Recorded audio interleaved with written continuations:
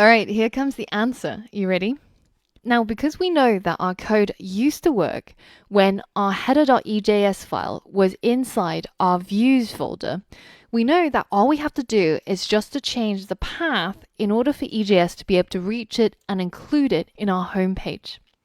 Now, the only change that has happened is instead of being immediately available inside the views folder, our header file is now in a subfolder called partials. So if you remember how directories work, our styles.css is inside /public/css/styles.css, right? So in order to reach our new header location, all we have to do is just to update the path inside this string. So we know that EJS already knows to look inside the views folder. So that's where we're going to start specifying our file path.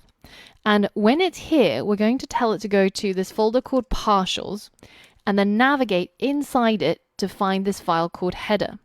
And we'll go ahead and do the same for our footer. So now let's hit save. And let's go ahead and refresh our website.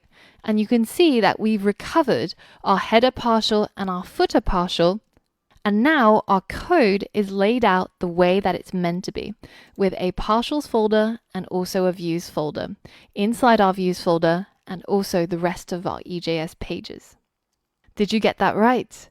Now, if you had any trouble with any of the previous challenges, be sure to take a look at some of the tutorial videos where we spoke about a lot of these things in detail. But otherwise, when you're ready, let's head over to challenge 5.